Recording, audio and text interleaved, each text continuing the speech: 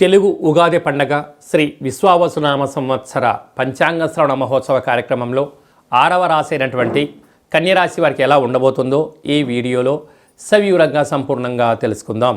కన్యరాశిలో ఏ నక్షత్రాలు వస్తాయి అనగా ఉత్తరా నక్షత్రంలోని 2, 3, 4 పాదాలు, హస్తా నక్షత్రంలోని 4 పాదాలు, చిత్తా నక్షత్రంలోని 1, 2 పాదంలో కలిపితే కన్యరాశి అవ్వడం జరుగుతుంది.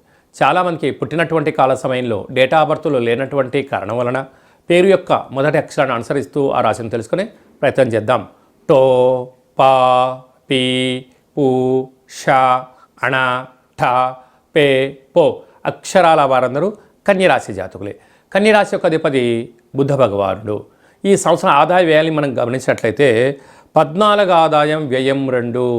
గత 14 సంవత్సరాలుగా ఈ కన్యరాశి వారు అనేక రకాలుగా కష్టాలు పడుతూ అడవి కాచిన వెన్నెల లాంటి జీవితాన్ని పొందారు. కానీ ఈ సంవత్సరము వారి యొక్క జీవితంలో ఎనలేనటువంటి కీర్తి, సంపద, ఆనందము, ఆరోగ్యము, సకుటుంబ సపరివారమంతను కూడా ఆనందాల్లో మునిగి తేలేటువంటి సమయం ఈ సంవత్సరం అని చెప్పి గుర్తుపెట్టుకోగలగాలి. ఎందుకనగా 14 రూపాయలు సంపాదిస్తే కేవలం 2 రూపాయలే ఖర్చు అవుతున్నాయంటే 12 రూపాయలు మిగిలించబోతున్నారు.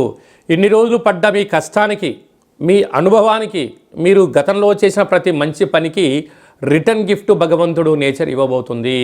కనుక ఈ 12 రూపాయలతో స్థిరాస్తులు, స్వగృహాలు, వాహనాలు, బంగారు ఆభరణాలు, స్థిరాస్తులు, చిరాస్తులు, షేర్లు అన్నింటా ఓపికగా, పట్టుదలగా డబ్బులు రావడం ఒక పార్ట్ అయితే దాన్ని కరెక్ట్గా మేనేజ్మెంట్ చేసుకొని దాన్ని నిలబెట్టుకొని భావితరాలకి, కొడుకులకు, మనవలకు, మనవరాలకు అందజేసే స్థిర సంపదగా మార్చుకోగలిగితే మిథున రాశి రాశాధిపతి బుధుడు అయినటువంటి బుధుడే ఈ కన్యరాశి యొక్క అధిపతి కూడా బుధుడు.